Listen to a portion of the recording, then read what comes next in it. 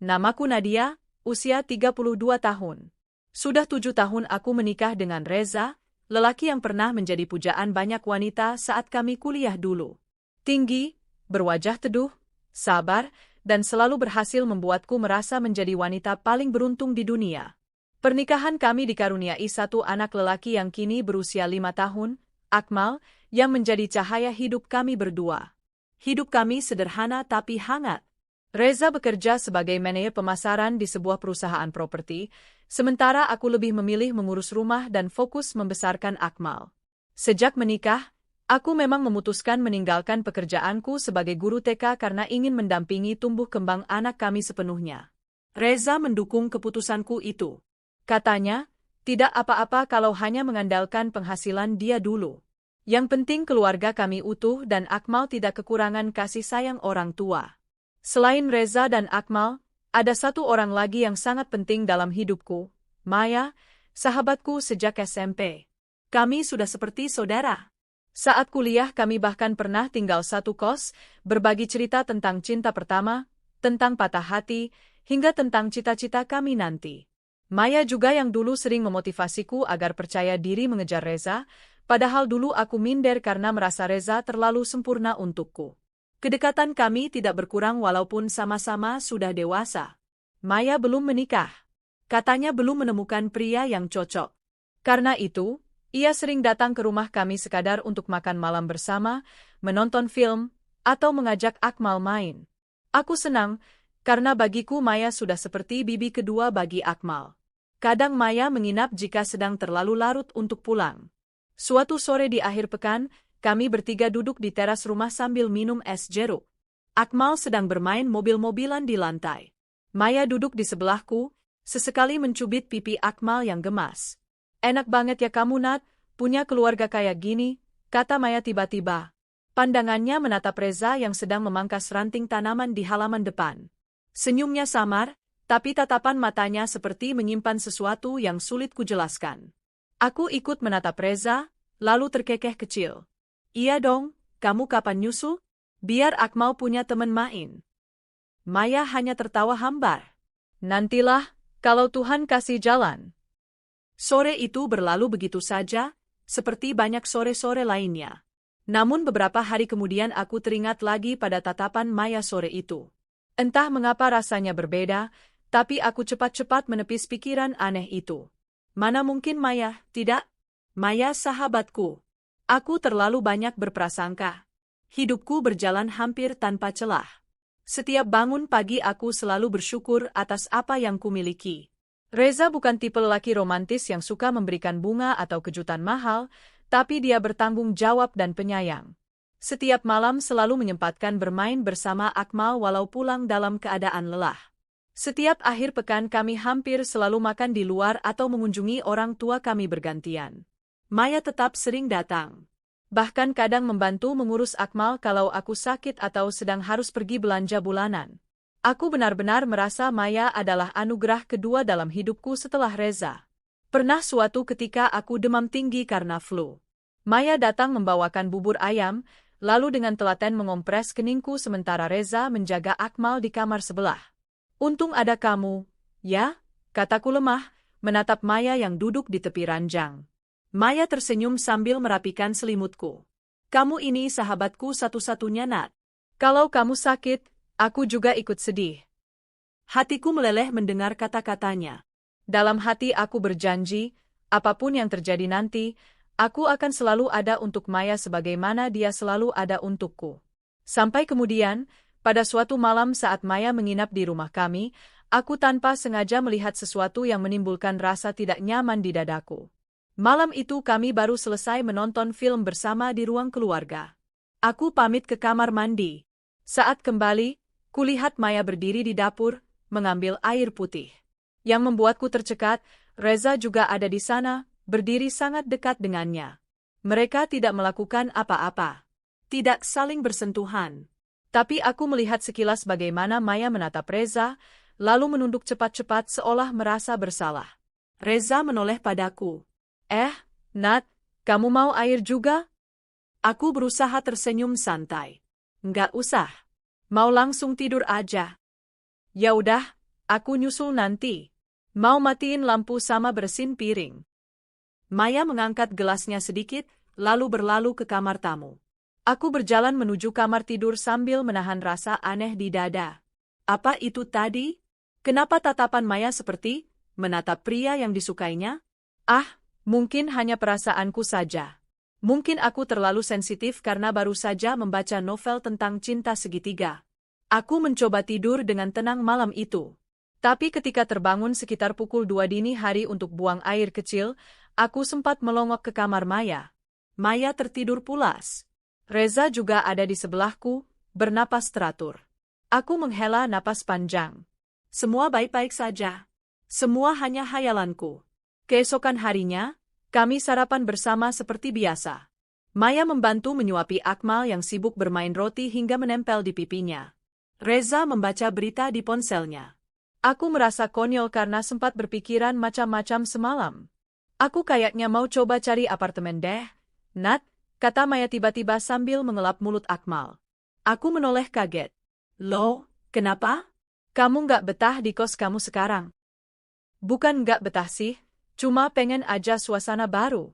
Biar kalau nanti ada teman main atau tamu, lebih nyaman. Aku mengangguk setuju. Ya udah, nanti kalau mau hunting, kabarin aku. Siapa tahu Reza juga bisa bantu. Reza yang sejak tadi diam hanya menoleh sekilas dan tersenyum tipis. Iya, nanti aku tanya teman kantor kalau ada apartemen kosong. Maya hanya menunduk, tampak salah tingkah. Aku mulai merasa aneh lagi, tapi memaksa diriku untuk tidak berlebihan. Ini sahabatku sendiri. Aku percaya Maya. Aku percaya Reza. Rasa percaya itu adalah fondasi kebahagiaan kami selama ini. Malamnya setelah Maya pulang, aku duduk di beranda belakang rumah bersama Reza. Kami sering melakukannya. Hanya duduk berdua, minum teh hangat, menatap bintang yang jarang terlihat jelas. Sayang, kamu bahagia kan sama hidup kita sekarang? Tanyaku pelan, menatap wajahnya yang diterpa remang lampu taman. Reza menoleh padaku, lalu meraih tanganku dan mengecup punggungnya. Bahagia sekali, Nat. Aku mungkin gak pernah bilang, tapi aku bersyukur banget punya kamu dan Akmal. Aku tersenyum lega, menatap matanya lama-lama. Tidak ada kebohongan di sana. Tidak ada rasa bersalah. Semua tampak tulus. Jangan pernah bosan ya sama aku, kataku pelan. Bodoh, kata Reza sambil mencubit pipiku pelan. Aku justru yang takut kamu yang bosan sama aku. Kami tertawa pelan. Malam itu aku tidur dengan dada lapang. Segala keraguan yang sempat mampir benar-benar hilang. Bagiku, ini adalah keluarga kecil sempurna yang sudah lama kudambakan. Aku yakin, tidak ada yang bisa merusaknya. Aku tidak tahu bahwa pada hari-hari ke depan, keyakinan itu akan runtuh hancur berantakan. Dan orang yang paling kucintai serta orang yang paling kupercaya, ternyata adalah dua orang yang diam-diam paling tega menusukku dari belakang. Beberapa minggu setelah percakapan hangat kami di teras malam itu, hidupku mulai terasa berbeda. Awalnya hanyalah hal kecil yang sering kuanggap sepele. Tapi lama-lama, semua hal kecil itu berkumpul menjadi tanda-tanda besar yang menyesakkan dada. Hari itu, Reza pulang lebih malam dari biasanya. Biasanya dia sampai rumah jam 7 malam, langsung memeluk Akmal yang menunggu di sofa sambil menonton kartun favoritnya. Tapi kali ini, jam sudah menunjukkan pukul 9 malam, dan Reza belum pulang. Pesanku di WhatsApp hanya dibaca. Tidak dibalas. Ketika ku telepon, tak diangkat. Ku tunggu lagi 5 menit, baru dia menelepon balik. Halo, sayang. Maaf ya, ini lagi lembur banget. Deadline kantor mepet. Kayaknya pulang agak malam. Nada suaranya terdengar terburu-buru. Ada suara riuh orang-orang di belakangnya, seperti di restoran atau kafe. Aku mencoba menepis pikiran buruk. Oh, iya enggak apa-apa. Hati-hati ya pulangnya. Siap. Love you. Klik. Telepon ditutup sebelum aku sempat membalas. Biasanya dia akan menunggu aku bilang, love you too. Tapi kali ini tidak. Aku memaksa diriku berpikir positif. Mungkin dia benar-benar sibuk. Namun kejadian itu tidak hanya sekali. 2 hari kemudian, Reza pulang lebih malam lagi. Kali ini malah hampir jam 11. Akmal sudah tidur sejak lama. Reza masuk rumah pelan-pelan, seperti tak ingin membangunkan kami. Aku menunggunya di ruang tamu. Dia terkejut melihatku masih terjaga. "Loh, kamu belum tidur?" tanyanya sambil melepas sepatu. "Belum. Kamu lembur lagi." Aku menatapnya lekat-lekat, mencoba membaca ekspresi wajahnya. "Iya, tadi abis meeting klien. Panjang banget diskusinya." Aku mengangguk. Tapi hidungku menangkap aroma aneh. Wangi parfum perempuan yang tidak biasa kupakai. Bukan aroma sabun kantor, bukan juga kolon pria. Hati kecilku berdegup keras. Namun aku menahan diri untuk tidak menanyakannya. Aku tidak mau memancing pertengkaran. Lagi pula, aku harus percaya. Harus percaya. Bersamaan dengan perubahan sikap Reza, aku juga mulai merasakan Maya semakin menjauh. Biasanya setiap pagi dia akan mengirim pesan padaku, menanyakan bagaimana tidurnya Akmal, atau menanyakan menu sarapanku. Kami biasa bercerita hal remeh, kadang sampai siang. Tapi sekarang, chat darinya semakin jarang. Kalau aku duluan yang mengirim pesan, sering hanya dibalas singkat atau bahkan dibaca saja. Aku mencoba menemuinya dengan mengajak makan siang di kafe dekat kantornya. Maya datang terlambat hampir 1 jam, wajahnya terlihat gelisah. Bahkan saat duduk di depanku, dia lebih sering menatap layar ponselnya. "Kamu kenapa, ya? Sibuk banget akhir-akhir ini?" tanyaku hati-hati. Maya mengangkat wajahnya, tersenyum canggung. "Iya, Nat. Kerjaan lagi ribet banget. Ada proyek baru yang harus aku pegang. Maaf ya kalau akhir-akhir ini agak susah dihubungi." "Oh, iya nggak apa-apa kok. Kamu kan emang ambisius dari dulu," kataku berusaha santai. Tapi sepanjang makan siang itu, Maya tampak tidak nyaman. Sesekali aku menangkapnya menggigit bibir bawah, seperti sedang menahan sesuatu. Dan lagi, ponselnya berdering berkali-kali. Dia akan menolak panggilan itu lalu mengetik cepat. Aku hanya bisa menatapnya dengan perasaan aneh. Sampai akhirnya, tanda paling mencolok datang dengan sendirinya. Hari itu, aku meminta izin memakai mobil Reza untuk mengantar Akmal ke undangan ulang tahun temannya. Mobilku sedang dibawa ke bengkel. Reza mengangguk cepat, lalu menyerahkan kunci. Saat kami tiba di halaman rumah temanku, Akmal tertidur di kursi belakang. Aku membuka dashboard depan untuk mengambil tisu. Di sanalah aku melihatnya. Sebuah lipstik merah terang, tergeletak santai di kotak dashboard. Bukan punyaku. Aku tidak pernah memakai lipstik warna seterang itu. Warna favoritku peach muda atau nude, lebih natural. Jantungku berdegup kencang. Tanganku bergetar saat mengambil lipstik itu. Kutatap merek di bagian bawahnya, brand mahal yang biasa kulihat di iklan majalah. Dalam hati, aku mencoba menenangkan diri. Mungkin milik rekan kantor Reza? Maya? Pikiran itu menamparku keras. Kenapa otakku langsung mengarah pada Maya? Apa karena perasaan tak nyaman yang selama ini terus kutahan? Sesampainya di rumah, aku menunggu Reza di ruang tamu sambil menggenggam lipstik itu. Ketika dia datang, aku langsung mengangkat tanganku, menunjukkan benda mungil tersebut. "Ini, lipstik siapa?" tanyaku pelan, berusaha menahan suara agar tidak bergetar. Reza menatap lipstik itu, lalu menghela napas panjang. "Oh, itu kayaknya punya klien. Kemarin dia nebeng mobilku dari meeting ke kantor karena hujan. Mungkin jatuh di sana." Aku hanya mengangguk pelan. Mataku mencari kejujuran di wajahnya. Reza tidak menatapku lama-lama. Dia malah meraih tas kerjanya dan berjalan ke kamar. Hari itu aku merasa kosong. Untuk pertama kalinya sejak menikah, aku tidak tahu harus percaya atau tidak pada suamiku sendiri. Beberapa hari kemudian, aku pergi menghadiri reuni kecil teman-teman SMA kami. Aku membawa Akmal karena Reza mengaku harus lembur lagi. Di sana aku bertemu Dina, salah satu teman lama yang juga cukup dekat dengan Maya. "Nat, kamu sama Maya masih sering barengan ya?" tanya Dina sambil meneguk kopi. "Masih, walau akhir-akhir ini dia sibuk banget." "Kenapa memangnya?" Dina tampak ragu. Dia menatap sekeliling, memastikan tidak ada yang mendengar. Lalu mendekatkan kursinya padaku. "Kamu jangan marah ya. Ini cuma karena aku nggak enak aja liatnya. Beberapa kali aku lihat Maya makan malam bareng seorang cowok. Kayak deket banget. Tangannya diraih terus digenggam gitu. Aku mengerutkan kening. Cowoknya siapa? Kamu kenal? Enggak terlalu jelas. Cuma mirip banget sama Reza, Nat. Seakan bumi runtuh menimpaku saat itu. Aku berusaha tertawa kecil menutupi gemetar bibirku. Ah, masa sih? Mungkin kamu salah lihat. Dina menatapku prihatin. Ya mungkin juga, sih. Sorry banget ya, Nat. Aku cuma takut kamu nggak tahu aja. Aku hanya mengangguk. Setelah itu, reuni terasa hambar. Aku buru-buru pamit lebih cepat, mengajak Akmal pulang. Sepanjang jalan, kepalaku berdenyut hebat. Berbagai gambar muncul dalam benakku. Reza menggenggam tangan Maya, mereka berbisik-bisik, tertawa berdua, atau mungkin berciuman. Malamnya aku tak bisa tidur.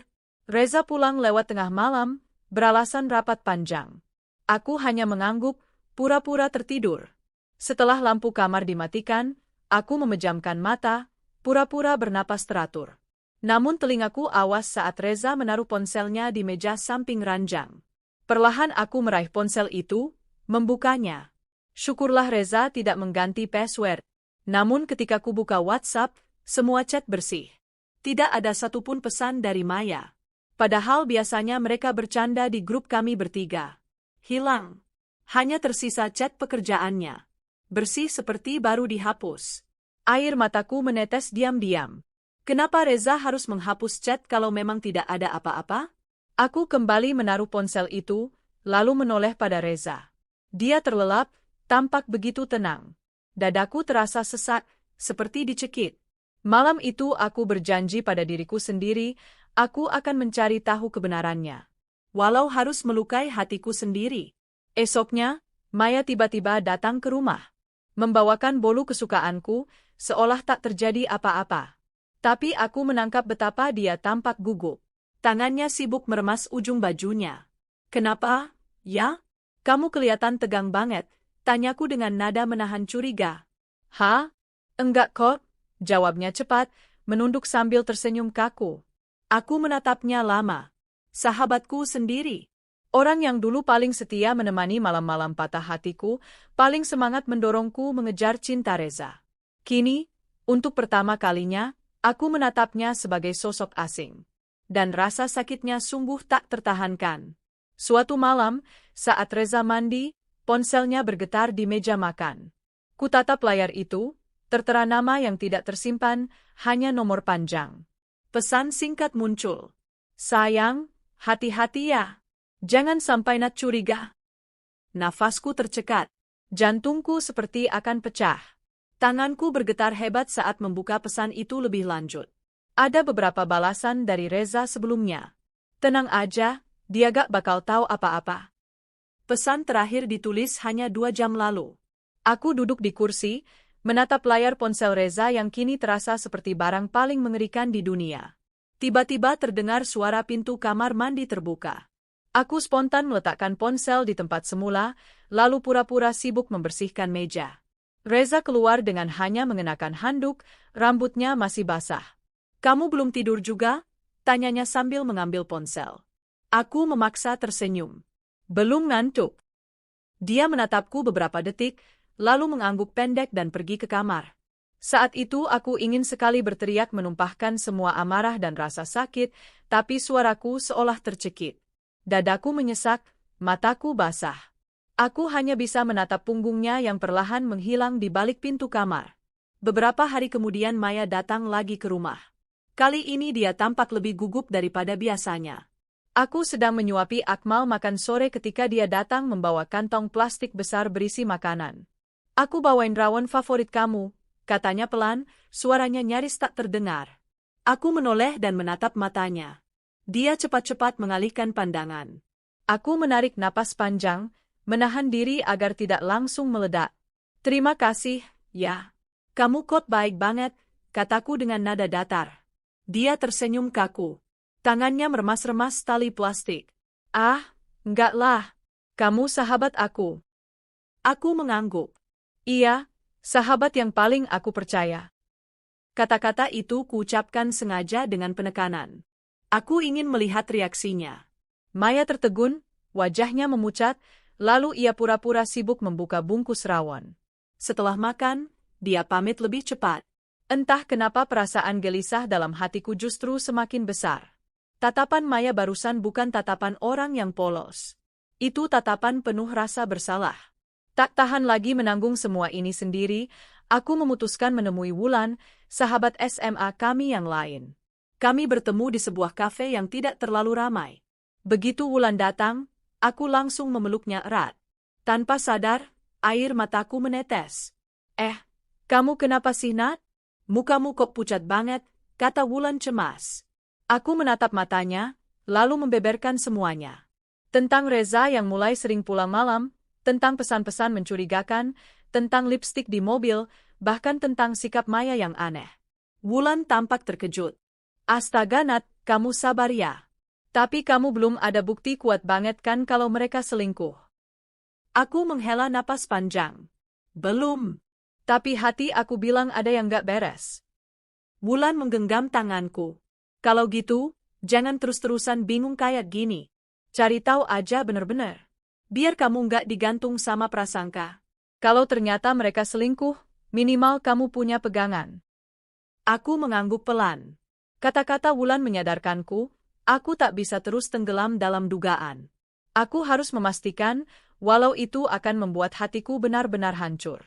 Beberapa hari setelahnya, saat Reza bilang akan lembur lagi, aku diam-diam memutuskan mengikutinya. Aku titipkan Akmal di rumah orang tuaku dengan alasan harus belanja keperluan rumah. Saat Reza berangkat kerja, aku menunggu setengah jam lalu menyusul dengan ojek online. Aku memang tidak berani membawa mobil sendiri karena takut ketahuan. Untungnya Reza orangnya cuek, tak pernah curiga padaku. Aku duduk di atas motor sambil terus menatap notifikasi pelacak GPS di ponsel. Beberapa bulan lalu, aku iseng menginstal aplikasi pelacak di HP Reza, katanya biar kalau HP hilang gampang dicari. Siapa sangka kini aplikasi itu jadi senjata terpentingku. Lokasi Reza berhenti di sebuah restoran.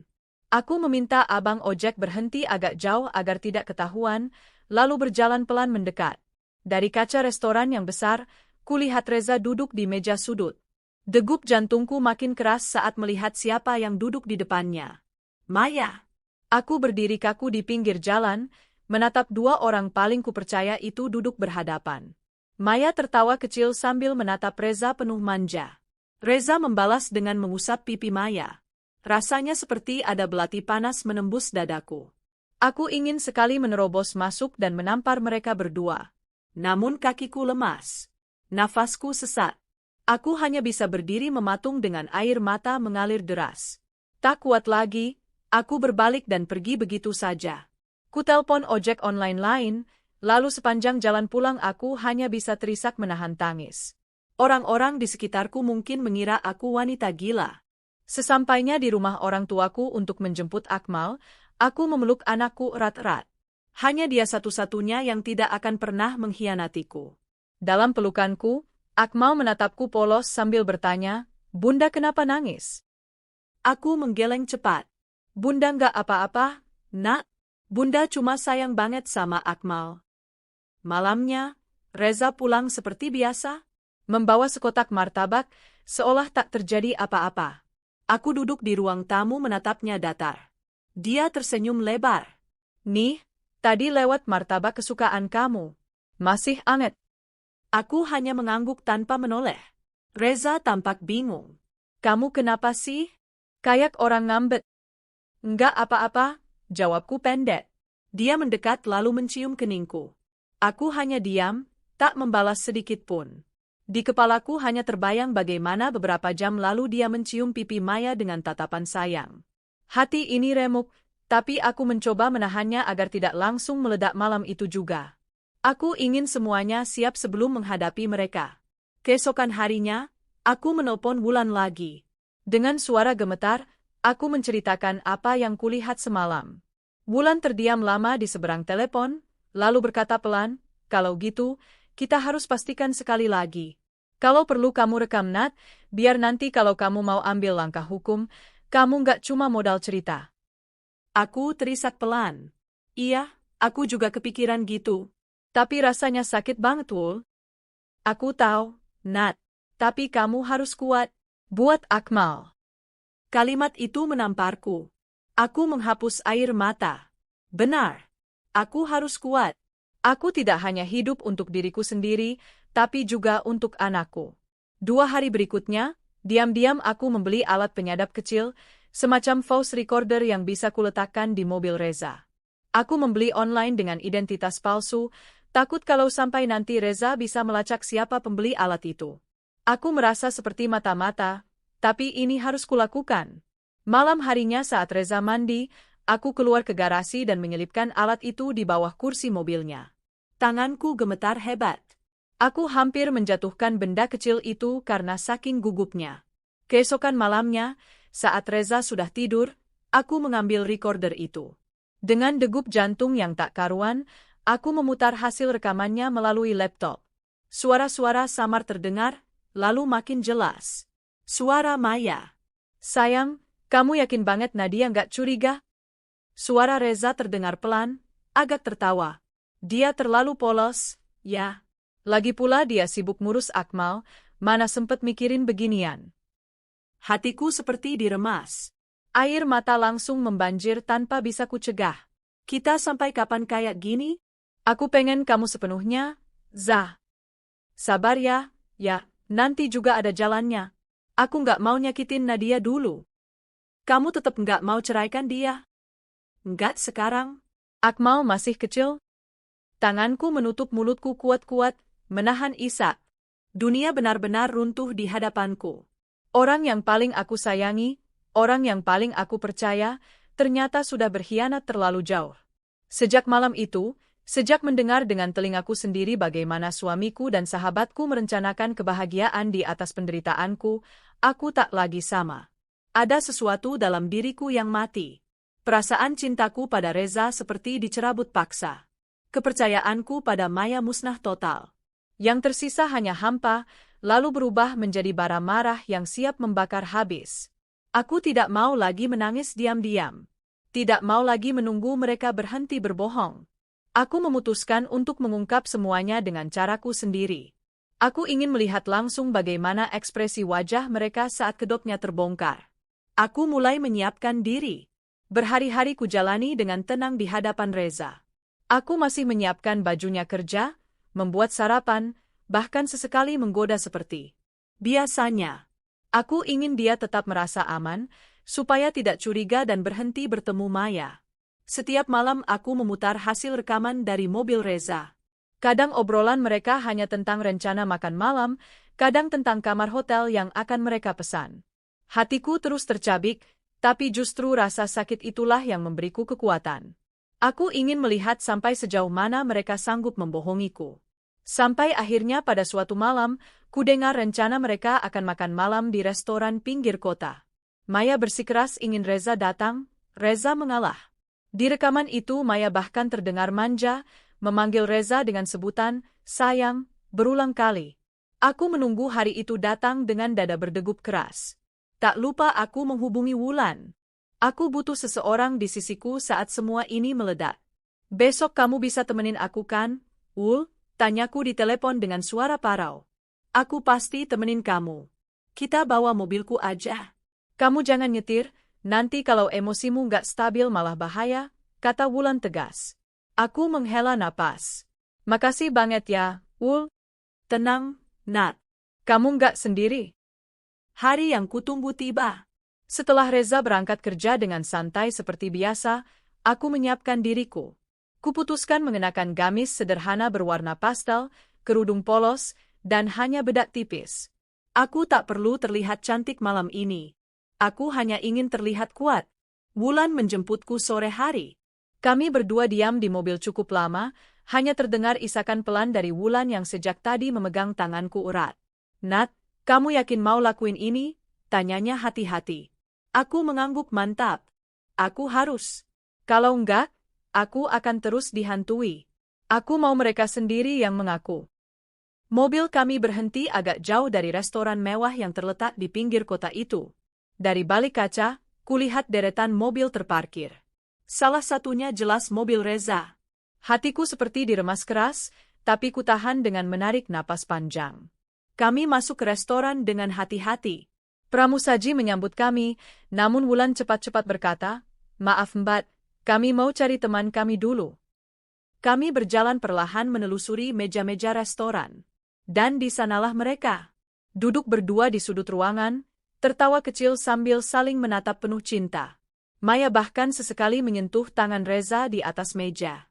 Mereka tampak benar-benar tenggelam dalam dunia mereka sendiri, tak menyadari siapapun. Langkahku berat sekali saat berjalan mendekati meja mereka. Rasanya lututku hampir goyah. Tapi Wulan meremas lenganku memberi kekuatan. Dan begitu aku sampai di hadapan mereka, seluruh rasa sakit itu berubah menjadi ledakan. "Maya, Reza, kalian lagi ngapain di sini?" Suara itu terdengar asing di telingaku sendiri. Parau, penuh getir, hampir seperti bukan suaraku. Reza terperanjat. Matanya membesar, wajahnya pucat. Maya menutup mulutnya dengan tangan gemetar.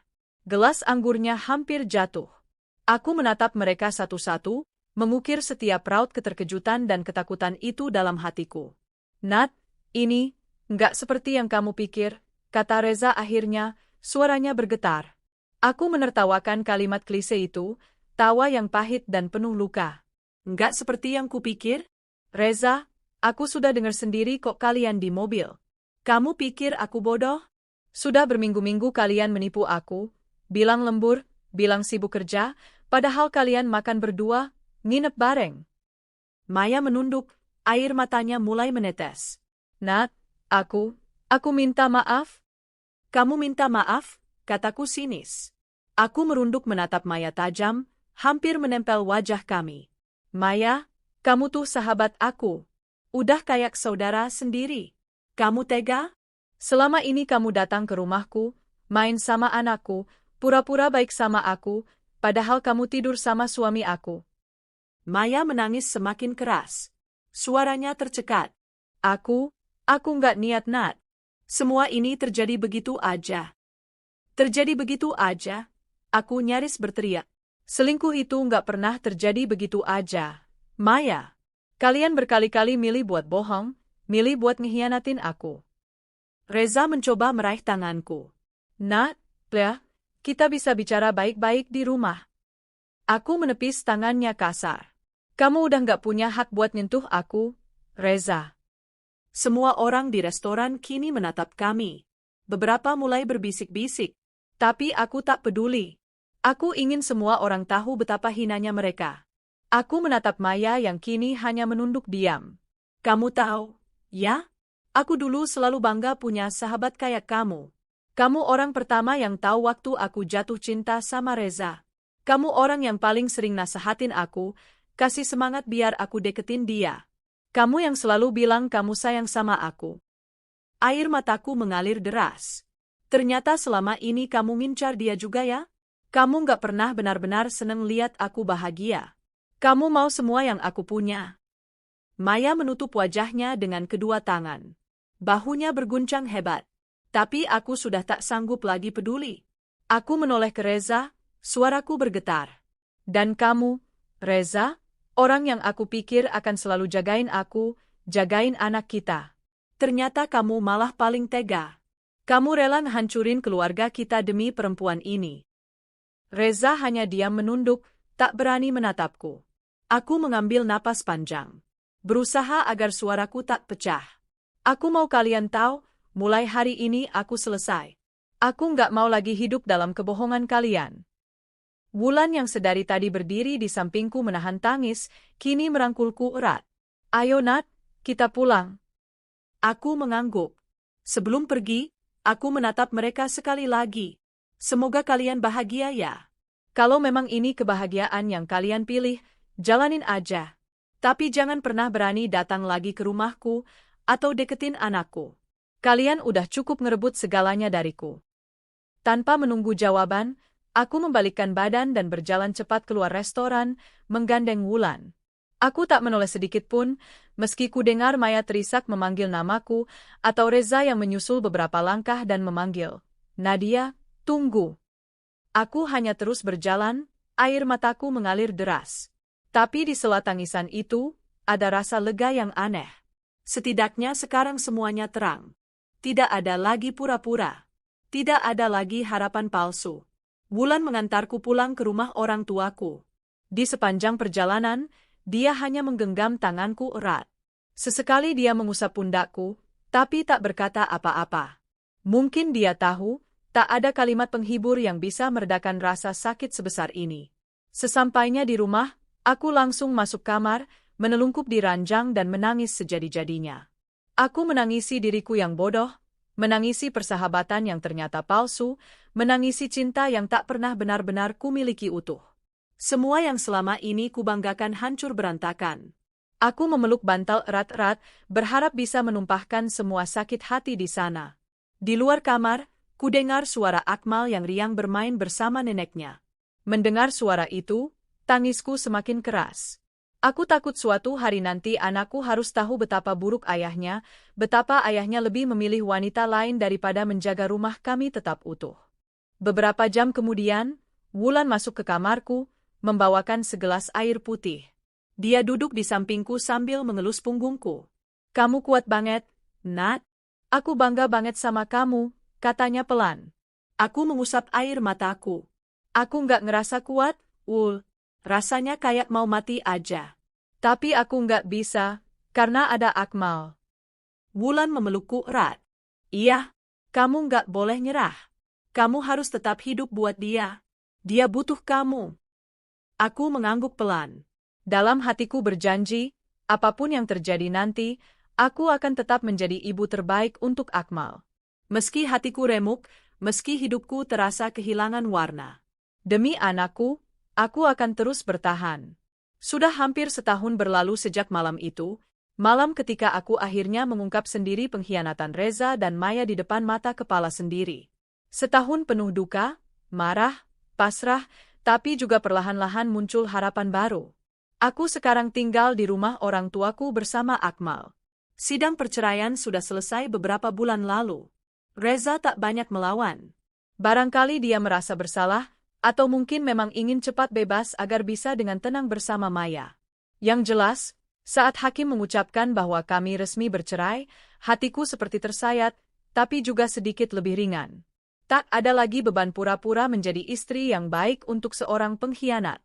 Tak ada lagi kewajiban untuk pura-pura bahagia di hadapan sahabat palsu. Sejak tinggal di rumah orang tuaku, aku mencurahkan hampir seluruh hidupku untuk Akmal. Anakku itulah yang menjadi alasan terbesarku tetap bertahan ketika rasa sakit datang menyerang tiba-tiba. Dia masih terlalu kecil untuk memahami kenapa ayahnya tidak lagi pulang. Terkadang dia akan berkata polos, "Bunda, nanti malam ayah pulang nggak? Akmal mau main mobil-mobilan sama ayah." Pertanyaan itu membuat hatiku selalu ngilu. Biasanya aku hanya mengusap kepalanya sambil berkata, "Nanti ya, Nak. Ayah lagi sibuk kerja." Aku tak sanggup mengatakan yang sebenarnya. Mungkin suatu hari dia akan tahu juga. Tapi untuk saat ini, biarlah dia tetap bahagia dengan dunianya yang masih polos. Beberapa bulan setelah resmi bercerai, aku memutuskan untuk pelan-pelan bangkit. Aku tak mau selamanya bergantung pada orang tuaku, meskipun mereka tidak pernah mempermasalahkan. Aku mulai membuka usaha kecil-kecilan dari rumah. Karena dulu sempat kursus membuat kue, aku memanfaatkan keterampilan itu. Aku mulai menerima pesanan kue ulang tahun, kue tart, dan kue kering. Awalnya hanya tetangga dan teman-teman dekat. Tapi lambat laun mulut ke mulut membuat usahaku berkembang. Setiap pagi setelah mengantar Akmal sekolah, aku sibuk di dapur. Wajahku sering belepotan tepung, tanganku panas kena oven, tapi ada kebahagiaan yang tak bisa dijelaskan. Setidaknya aku merasa berguna lagi. Aku menghasilkan sesuatu. Kadang, di sela mencetak adonan cokias, pikiranku melayang ke masa lalu, mengingat bagaimana dulu Reza selalu menatapku bangga saat mencicipi kuenya. Sakit itu masih ada, tapi tak lagi melumpuhkan seperti dulu. Kini rasa sakit itu lebih seperti parut luka yang masih sesekali ngilu, tapi tak lagi membuatku ingin mati. Tulip Maya kembali muncul. Suatu sore ketika aku sedang menata toples kue kering untuk dikirim, ponselku berdering. Aku tertegun melihat nama yang muncul. Maya. Seketika dada ini terasa sesak. Lama aku menatap layar ponsel yang terus bergetar. Akhirnya kutekan tombol jawab dengan hati-hati. Halo, suaraku serak. Di ujung sana terdengar helaan napas berat, lalu suara yang dulu begitu akrab. Nat, ini aku, Maya. Aku diam, membiarkan dia menanggung canggungnya sendiri. Aku cuma mau bilang, aku minta maaf banget, Nat. Sampai kapanpun aku nggak akan bisa bayar rasa sakit yang aku kasih ke kamu. Aku salah. Aku manusia paling jahat. Aku menutup mata, air mata tak terasa menetes. Luka itu ternyata masih basah kalau disentuh. Kenapa baru sekarang kamu nelpon? Tanyaku pelan. Aku takut, aku malu. Tapi aku nggak bisa terus-terusan diam. Setiap hari rasanya aku dihantui rasa bersalah. Aku menarik napas panjang. Kamu udah dapat apa yang kamu mau, Maya? Kamu udah sama dia sekarang kan? Hening beberapa saat sebelum Maya menjawab. Iya, kami mau menikah. Tapi aku nggak tenang sebelum kamu maafin aku. Aku tertawa kecil, getir. Maafin? Maafin orang yang udah nusuk aku dari belakang? Nggak semudah itu, Maya. Dia terisak. Aku tahu. Aku nggak pantas dimaafin. Tapi, aku bener-bener nyesel. Kalau kamu belum bisa maafin aku sekarang, nggak apa-apa. Aku cuma mau kamu tahu aja, kalau aku nggak pernah bener-bener mau nyakitin kamu. Aku mengusap air mata sendiri. Ya, tapi kamu tetap milih jalan yang bikin aku hancur. Di seberang sana hanya terdengar tangis tertahan. Akhirnya aku berkata pelan, aku nggak tahu kapan aku bisa maafin kamu. Tapi aku udah memutuskan untuk nggak benci kamu lagi. Benci itu capek. Jadi mulai sekarang, kamu jalani aja hidup kamu. Dan aku jalani hidupku. Maya terisak, terima kasih Nat, meskipun aku nggak pantas. Aku menutup telepon tanpa menunggu lagi. Rasanya dadaku plong. Bukan karena sudah memaafkan sepenuhnya, tapi karena setidaknya aku sudah mengucapkan apa yang perlu kuucapkan. Dan aku benar, membenci Maya hanya membuatku semakin sakit. Melepaskan kebencian, walau belum bisa memaafkan sepenuhnya, memberiku ruang untuk bernafas lagi. Beberapa hari kemudian, Reza datang ke rumah orang tuaku. Aku baru saja selesai membungkus orderan kue ketika kulihat dia berdiri di depan pagar, tampak ragu. Hatinya yang dulu begitu kukenal kini terasa asing sekali. Aku keluar menghampirinya, menahan diri agar tidak menampar wajah itu. Ada apa kamu kesini? Tanyaku datar. Reza menghela napas. Nat, aku cuma mau bilang, makasih karena selama ini kamu udah jaga Akmal dengan baik. Aku tahu aku nggak layak minta apa-apa, tapi kalau boleh, aku mau lebih sering ketemu Akmal. Dadaku terasa sesat. Bagaimanapun, Reza tetap ayah Akmal. Aku nggak pernah larang kamu ketemu dia. Tapi jangan pernah bohongin dia. Kalau kamu datang, datanglah sebagai ayahnya, bukan suami aku lagi. Jangan bikin dia bingung. Reza mengangguk pelan. Iya, aku janji. Dia menatapku, ada air bening di matanya. Kamu sehat kan? Kamu kelihatan lebih kurus. Aku hanya diam, tak mau terjebak nostalgia. Udah, kalau cuma itu, aku mau masuk lagi. Banyak orderan yang harus aku urus. Aku meninggalkannya di depan pagar tanpa menoleh lagi. Saat kututup pintu rumah, tangisku pecah. Bukan karena masih cinta, tapi karena betapa dalam luka yang pernah dia ukir. Dan meskipun luka itu perlahan mengering, bekasnya akan selalu ada. Hari-hari berikutnya, aku fokus penuh pada usahaku. Order kueku semakin ramai, terutama menjelang hari-hari besar. Aku bahkan sudah berani mempekerjakan 2 orang tetangga untuk bantu membuat dan membungkus kue. Setiap kali melihat toples-toples kue siap dikirim, ada kebanggaan kecil di hatiku. Akmal pun tumbuh ceria. Dia mulai masuk TK dan punya banyak teman. Kadang dia masih bertanya, kenapa ayah nggak tinggal sama kita? Dan setiap kali itu terjadi, aku hanya menunduk memeluknya, berkata, karena ayah kerja jauh. Tapi ayah tetap sayang sama Akmal. Aku tahu suatu hari aku harus jujur padanya. Tapi belum sekarang. Biarlah dia menikmati masa kecilnya tanpa dibebani masalah orang dewasa. Suatu sore ketika aku sedang menunggu pesanan kue selesai di oven, Wulan datang membawakan bunga kecil. Aku lewat tukang bunga tadi, lihat ini lucu banget, inget kamu. Aku tersenyum. Makasih ya, Wul. Kamu selalu ada buat aku. Wulan duduk di sampingku. Kamu sadar nggak, Nat? Kamu sekarang lebih bersinar. Meskipun semua luka itu belum hilang, tapi kamu udah jauh lebih kuat daripada Nadia setahun lalu. Aku menghela napas panjang, lalu tersenyum tipis. Aku juga ngerasain itu. Dulu aku nggak kebayang bisa bangkit. Rasanya hidup aku udah selesai. Tapi ternyata nggak. Aku masih bisa ketawa, masih bisa lihat Akmal tumbuh, masih bisa kerja, masih bisa berguna. Wulan menggenggam tanganku erat. Dan suatu hari nanti, kamu pasti bisa cinta lagi. Tapi jangan buru-buru. Nikmatin aja dulu prosesmu jadi utuh lagi. Aku menatap sahabatku itu lama, lalu mengangguk pelan. Dalam hati, aku berdoa semoga suatu hari aku benar-benar bisa melepas semua rasa sakit ini. Bukan hanya untukku, tapi agar aku bisa memberi cinta terbaik untuk Akmal tanpa terbebani masa lalu. Malam itu sebelum tidur, aku menatap wajah Akmal yang pulas. Kupeluk tubuh kecilnya, menghirup aroma anak-anaknya yang menenangkan. Bunda janji sama kamu, Nat. Bunda bakal terus kuat. Bunda bakal terus bahagiain kamu, apapun yang terjadi. Aku mengecup keningnya, lalu menatap langit-langit kamar. Di sana tidak ada bintang, hanya lampu redup. Tapi entah kenapa aku merasa seperti melihat secercah cahaya. Cahaya kecil yang mungkin suatu hari nanti akan menjadi terang, menuntunku menuju hidup baru yang lebih bahagia. Dan malam itu, untuk pertama kalinya setelah sekian lama, aku tertidur dengan hati sedikit lebih ringan. Tak terasa waktu berjalan begitu cepat. Semua kesedihan yang dulu terasa akan mengekalku selamanya, perlahan mulai menipis. Bukan berarti hilang sama sekali, bekasnya tetap ada. Tapi sekarang, luka itu lebih mirip guratan samar di kulit, kadang ngilu saat disentuh, tapi tidak lagi membuatku terjatuh. Sudah 2 tahun berlalu sejak perceraian itu. Usahaku berkembang pesat. Aku kini memiliki workshop kue sendiri di samping rumah orang tuaku.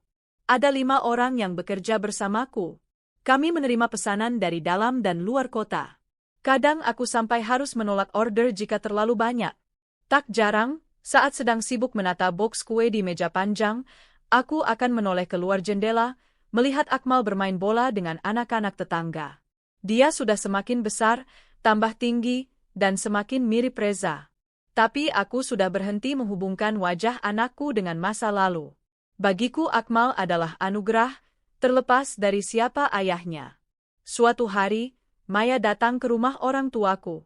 Aku sedang menata hampers kue lebaran ketika ibuku masuk sambil berkata pelan, "Nat, ada Maya mau ketemu." Dadaku masih sedikit berdebar, tapi tidak sesakit dulu. Dengan napas dalam, aku keluar.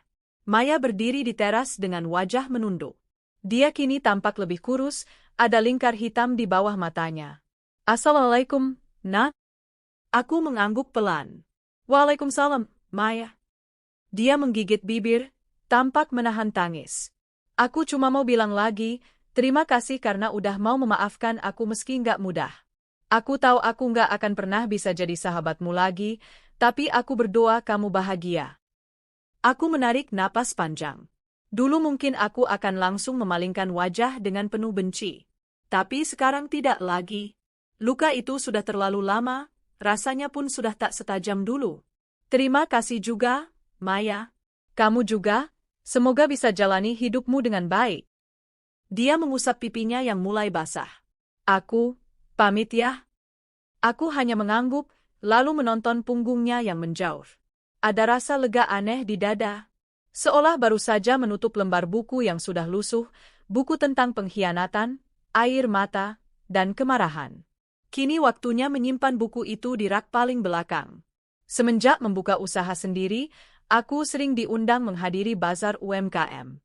Dari situ aku mengenal banyak orang baru. Mereka memesan, memberi testimoni, kadang juga sekadar main ke workshop untuk melihat proses dekor kue. Suatu kali, di sebuah pameran kuliner lokal, aku ikut membuka stand. Aku memajang cup cake warna-warni, rainbow cake, juga nastar yang selalu cepat ludes. Di tengah ramainya pengunjung, seseorang datang menghampiri. "Permisi, Ini kuenya cantik banget. Kamu yang bikin sendiri. Aku menoleh. Seorang pria berdiri dengan senyum hangat, mengenakan kemeja putih digulung di siku, celananya santai, rambutnya sedikit berantakan tapi rapi. Ada guratan kelelahan di wajahnya, tapi matanya hidup sekali. Dia menatapku penuh ketertarikan.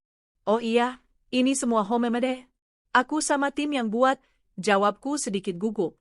Dia tertawa kecil. Aku Bima. Kebetulan aku baru buka kedai kopi di kota sebelah. Lagi nyari partner untuk suplai kue. Kira-kira kamu tertarik kerjasama? Aku tertegun. Wah, boleh banget. Kamu boleh coba testerku dulu. Kalau cocok nanti kita bisa obrolin detailnya. Sejak hari itu, kami mulai sering bertukar kabar. Awalnya hanya soal orderan. Dia memesan aneka brownies, muffin, juga butter cookies untuk kedai kopinya.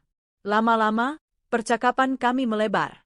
Kami membahas film, buku, sampai hal-hal sepele seperti hujan yang tak kunjung reda. Ada degup berbeda setiap kali melihat namanya muncul di layar ponsel. Sesuatu yang lama kupikir tak akan pernah kutemukan lagi setelah Reza menghancurkan hatiku. Namun tentu saja, ada rasa takut yang tak bisa dielakkan. Setiap Bima mulai menunjukkan perhatian lebih, seperti menanyakan apakah aku sudah makan atau mengingatkanku supaya istirahat, hatiku hangat, tapi juga diliputi kegelisahan. Aku takut dikecewakan lagi, takut dikhianati lagi, takut semua ini hanya akan berakhir dengan luka yang lebih dalam. Wulan, yang selalu jadi tempatku bercerita, hanya tersenyum saat mendengarkan ceritaku tentang Bima. Nat, kamu nggak harus langsung jatuh cinta. Tapi jangan tutup hatimu rapat-rapat. Bima kelihatan tulus. Biarkan waktu membuktikan. Aku menghela napas. Aku takut banget, Wul. Takut kalau ternyata aku salah lagi. Itu wajar, Nat. Kita semua takut. Tapi hidup terus jalan. Kamu nggak bisa selamanya berdiri di tempat yang sama hanya karena trauma. Aku memeluk sahabatku itu erat. Dalam hati aku berjanji, aku akan pelan-pelan belajar membuka hati lagi. Bukan demi siapa-siapa, tapi demi diriku sendiri, agar tahu kalau aku masih pantas dicintai dengan baik. Beberapa bulan setelah kenal, Bima mengajakku dan Akmal piknik kecil di taman kota. Awalnya aku ragu, tapi setelah melihat caranya sabar menunggu jawabanku dan tidak memaksa, aku luluh juga. Di hari yang cerah, kami menggelar tikar di bawah pohon rindang. Bima membawa sandwich dan jus mangga, aku bawa brownies coklat yang baru matang pagi itu. Akmal langsung cocok dengan Bima. Mereka main pesawat-pesawatan kertas, tertawa lepas, sementara aku hanya duduk memandang mereka dengan hati berdesir. Melihat cara Bima menatap Akmal penuh kasih, dadaku hangat. Tak ada pura-pura. Tak ada lirikan curang seperti dulu kulihat di mata Reza. Hanya ketulusan. Di perjalanan pulang, Bima berkata pelan sambil menyetir. Nat, terima kasih udah ngasih aku kesempatan buat kenal kamu dan Akmal. Aku tahu kamu pernah sakit banget, jadi aku nggak mau buru-buru. Kita jalanin aja pelan-pelannya. Air mataku menetes. Bukan karena sedih, tapi karena rasa lega. Aku menggenggam tangannya di atas persneling. Makasih udah sabar nunggu aku pelan-pelan, Bima. Malam harinya, aku duduk di meja kerja, menatap lampu kecil yang temaram. Kertas-kertas order berserakan. Kuambil secari kertas kosong, lalu mulai menulis. Buat Nadia. Aku tahu dulu kamu pernah hancur. Pernah merasa tak layak dicintai. Pernah merasa sendirian. Tapi lihat kamu sekarang, kamu bertahan, kamu bangkit, kamu tetap bisa tertawa. Jangan takut membuka hati lagi. Luka itu memang membuatmu belajar, tapi jangan biarkan dia menutup jalanmu menuju kebahagiaan. Kamu pantas dicintai dengan baik. Kamu pantas dicintai tanpa kebohongan. Jangan lupa, kebahagiaan kamu bukan ditentukan siapa yang mencintaimu, tapi bagaimana kamu mencintai diri sendiri. Sayang selalu, Nadia. Kututup surat itu dengan senyum. Untuk pertama kalinya setelah sekian lama, aku benar-benar merasa utuh. Luka itu tetap ada, tapi tak lagi menakutkan. Ia kini hanya bagian dari kisahku. Beberapa minggu kemudian, di sebuah kafe yang baru buka di tengah kota, Bima menggenggam tanganku di atas meja. Akmal sedang asyik makan waffle di kursi seberang. Nat, Aku tahu kamu belum siap kalau aku langsung minta yang terlalu jauh. Tapi kalau nanti kamu sudah benar-benar yakin, aku mau serius sama kamu. Sama Akmal juga. Dadaku berdebar. Tapi kali ini bukan karena takut, melainkan karena ada harapan baru. Aku menatap mata Bima, lalu mengangguk pelan. Aku juga mau coba jalanin ini. Pelan-pelan ya, Bim. Aku mau kita saling kenal lebih dalam dulu.